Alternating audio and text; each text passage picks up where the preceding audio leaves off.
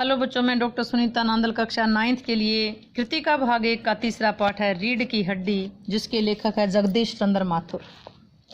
इसके अभ्यास के प्रश्न लेकर आई हूँ। आइए पढ़ते हैं। बहुत ही मज़ेदार एकांकी है ये। पहला हमने रिपोर्टाज पढ़ा, दूसरा हमने यानी कि निबंध पढ़ा, और जो तीसरा है ये एकांकी है। रामस्वरूप और गोपाल प्रसाद बात बात पर कि एक हमारा जमाना था कहकर अपने समय की तुलना वर्तमान समय से करते हैं।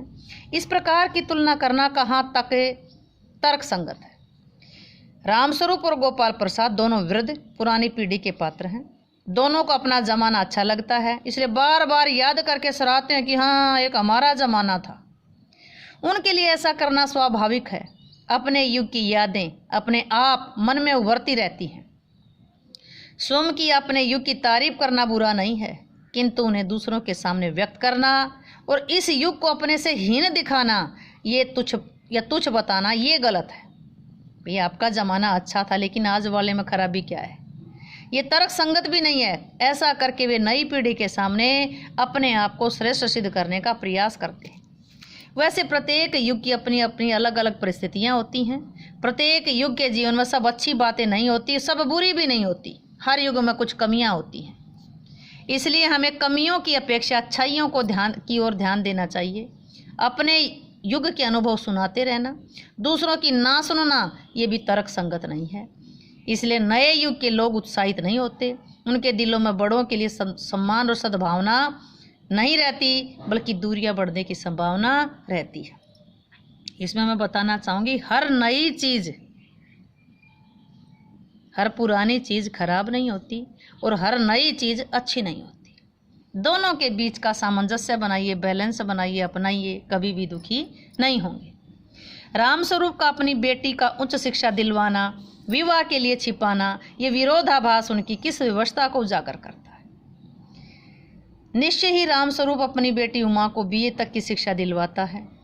लड़कियों को शिक्षा दिलवाना पिता का कर्तव्य बनता है, किंतु जब शादी विवाह की बात आती है तो अपनी बेटी की शिक्षा को छिपाता है।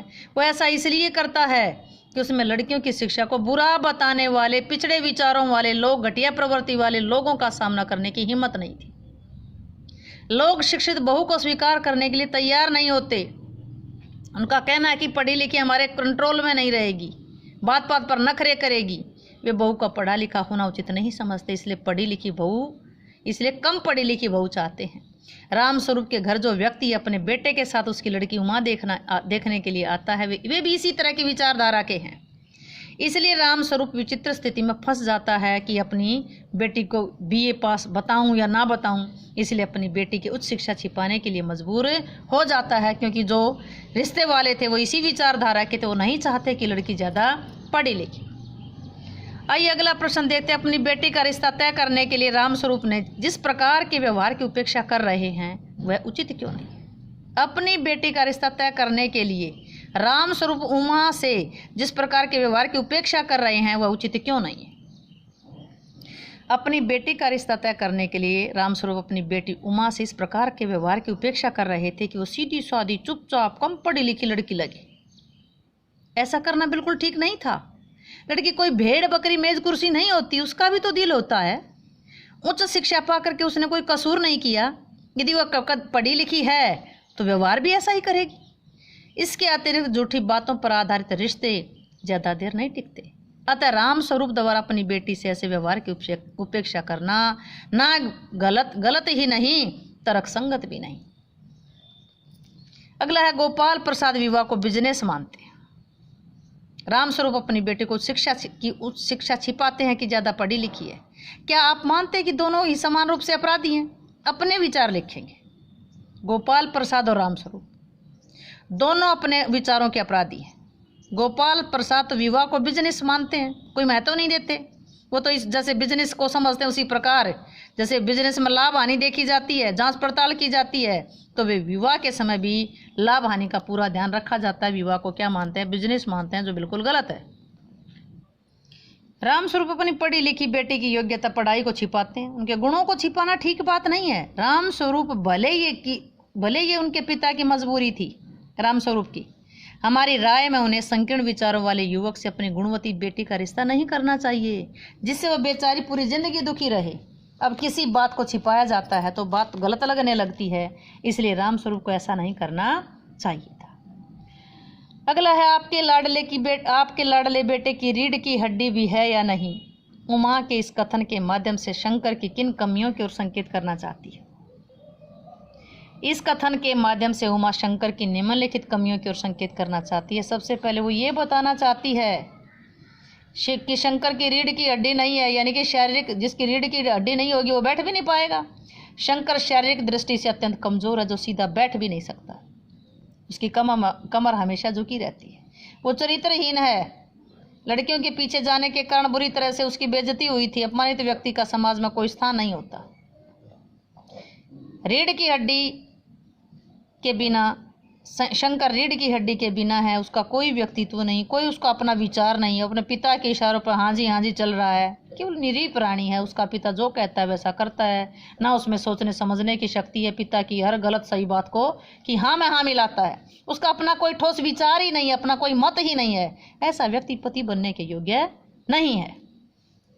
कम से कम अपनी बात तो रखे, अपनी राय तो रखे, सही को सही तो कहने की हिम्मत तो रखे। शंकर जैसे लड़के या उमा जैसी लड़की समाज को कैसे व्यक्तित्व की जरूरत है? तर्क सहित उत्तर दीजिए। वस्तुतः समाज को उमा जैसे व्यक्तित्व की जरूरत है। उमा के व्यक्तित्व में साहस है, हिम्मत है, स्पष्टता है। पर समाज में व्याप्त दकियानुषी, जो छोटे विचारों वाले, घटिया विचारों वाले, रूढ़िवादी विचारों का विरोध कर सकती है। गोपाल दास जैसे समाज के तथाकथित ठेकेदारों को की वास्तविकता को उजागर करने की हिम्मत रखती है। यहाँ तक कि डरपोक किस्म के रामस्वरूप जैसे व्यक्तित्व को भी वो आड़े हाथों लेती है। वह समझदार शिक्षित युवती है, उसमें किसी प्रकार की हीन भावना नहीं है। लेकिन शंकर चरित्रहीन है, दब्बू है, कमजोर व्यक्तित्व वाला युवक है। वो किसी भी तरह समाज का भला नहीं कर सकता। अतः स्पष्ट है कि समाज को शंकर नहीं, उमा जैसे व्यक्तित्व की आवश्यकता है। अगला है, रीढ़ की हड्डी शीर्षक की सार्थकता स्पष्ट कीजिए। ये एकांकी का शीर्षक रीढ़ की हड्डी सबसे उपयुक्त और सार्थक है। शरीर में रीढ़ की हड्डी का महत्वपूर्ण स्थान है, क्योंकि रीढ़ की हड्डी शरीर को सीधा मजबूत बनाए रखती है। इसी से हम उठते हैं, बैठते हैं, चलते हैं, फिरते हैं। यही दशा समाज की भी है। शंकर जैसे युवक रीढ़ की हड्डी से रहित हैं। उनका अपना व्यक्तित्व नहीं है, वे चरित्रहीन हैं। वे समाज में कभी भी मजबूत और विकसित, मतलब ऐसे लोगों से समाज कभी भी नहीं फल फूल पाएगा। उसे उमा जैसे चरित्रवान, कर्मठ, दृढ़ निश्चय वाले लोगों की जरूरत है। ऐसे लोग समाज की रीढ़ बनने के योग्य हैं। दूसरी ओर जिन लोगों की अपनी कोई सत्ता अस्तित्व नहीं होता, उनको बैकबोन विहीन कहा जाता है। यह शीर्षक एकांकी के लक्ष्य को अभिव्यक्त करने में पूर्णतः सार्थक है और यह बिल्कुल सही है, इस बात से सहमत है। कथा वस्तु के आधार पर आप किसे एकांकी का मुख्य पात्र मानते हैं और क्यों? कथा वस्तु जो कहानी है, कथ्य है, उसके आधार पर उमा को एकांकी का प्रमुख पात्र मानते हैं। इसके अनेक कारण हैं। संपूर्ण कथा में उमा के सारी जो कहानियाँ उमा के चारों तरफ घूमती है। एकांकीकार ने अपने लक्ष्य की अभिव्यक्ति के लिए उसके अभिव्यक्ति चरित्र के माध्यम से की है। उसके द्वारा व्यक्त विचार लेखक के अपने हैं। लेखक को उमा से पूर्ण सहानुभूति है। वह अपने सशक्त चरित्र के द्वारा अन्य सभी पात्र और पाठकों को प्रभावित कर लेती है। कथा वस्तु की सभी घटनाएं उसके चरित्र को उजागर करने के लिए आयोजित की गई हैं। वह एकांकी का केंद्र बिंदु मानी जाती है। संपूर्ण कथानक तो उसके आसपास ही चक्कर काटता है। अगला, एकांकी के आधार पर रामस्वरूप और गोपाल प्रसाद की चारित्रिक विशेषताएं बताइए। रामस्वरूप और गोपाल प्रसाद दोनों एकांकी के प्रमुख पात्र हैं। दोनों की चारित्रिक विशेषताएं इस प्रकार। रामस्वरूप कैसा था? वह लड़कियों की शिक्षा के पक्ष में है, जो उमा के पिता हैं। इसलिए वह अपनी बेटी उमा को BA तक पढ़ाता है। पत्नी का विरोध सहन करके भी बेटी को शिक्षा दिलवाता है। वह चाहता है कि लड़कियां लड़कों की भांति खूब पढ़ें और आत्मनिर्भर रहें। रामस्वरूप दब्बू स्वभाव वाला व्यक्ति है। वह स्थिति का सामना नहीं कर सकता, इसलिए वह लड़के वालों के सामने अपनी बेटी की उच्च शिक्षा वाली बात को छुपाता है। न चाहते हुए भी गोपाल प्रसाद की हाँ में हाँ मिलाता है। ये तो उसका गुण थे और ये क्या है उसकी, यानी कि ये उसकी कमी है। गोपाल प्रसाद अत्यंत चतुर और लालची है। समाज की पुरानी परंपरा और अंधविश्वासों को मानने वाला व्यक्ति है। उसके कथनी और करनी में आज जमीन आसमान का अंतर है। विवाह जैसे पवित्र संस्कार को बिजनेस मानता है। लड़कियों को हीन दृष्टि से देखता है। शिक्षित होते हुए भी लिंग भेदभाव का शिकार है। लड़के और लड़की में फर्क करता है। वो कहता है कि ऊंची तालीम केवल मर्दों के लिए होती है। वह अपने बेटे की कमियों पर पर्दा डालता है। अपनी गलत बात को भी तर्क के सहारे सही करना चाहता है। अगला, इस एकांकी का क्या उद्देश्य है? रीढ़ की हड्डी एक स्वदेश्य यानी कि उद्देश्य सहित पूर्ण रचना है। इस रचना का प्रमुख लक्ष्य नारी की बदलती स्थितियों को चित्रित करना है। वह मूक बनकर पशु की भांति सब कुछ सहन नहीं कर सकती। वह संवेदनशील है। अब कोई निर्जीव वस्तुओं की भांति उसके जीवन का सौदा नहीं कर सकता। उमा के चरित्र चित्रण के माध्यम से एकांकीकार ने पुरानी परंपरावादी विचारधारा पर कड़ा प्रहार किया है। शंकर व उसका पिता गोपाल प्रसाद उमा से व्यर्थ की जांच पड़ताल करते हैं। इससे उमा के स्वाभिमान को ठेस पहुंचती है। वह शिक्षित युवती है। उसकी भी जीवन के प्रति रुचि अरुचि है। वह मूक बनकर लालची लोगों के द्वारा किए गए अपमान को सहन नहीं करती, अपितु वह ऐसे लोगों के वास्तविक रूप को प्रकट कर देती है। इस प्रकार लेखक ये बताना चाहता है कि आज की नारी शिक्षित हो चुकी है तथा अपने अस्तित्व को पहचानने लगी। समाज में महिलाओं को उचित गरिमा दिलाने हेतु आप कौन कौन से प्रयास कर सकते हैं? समाज में महिलाओं को उचित गरिमा दिलाने हेतु निम्नलिखित प्रयास किए जा सकते हैं। समाज में महिलाओं के उचित प्रतिनिधित्व के लिए संघर्ष कर सकते हैं। घर परिवार में महिलाओं को उचित सम्मान दिलवा सकते हैं। महिलाओं को शिक्षा दिलवा करके उनको आर्थिक रूप से आत्मनिर्भर बना सकते हैं। दहेज प्रथा को समाप्त करके लड़कियों को उनकी योग्यता के अनुसार योग्य वर से विवाह करवा करके उन्हें उचित गरिमा दिलवा सकते हैं। ये काम करके हम नारी जीवन को उत्थान की तरफ अग्रसर कर सकते हैं। उम्मीद है कि ये पाठ आपको अच्छे से समझ आया होगा। मज़ेदार एकांकी, वैसे तो समझ आई हो तो वीडियो को लाइक करें, शेयर करें, चैनल को सब्सक्राइब करें।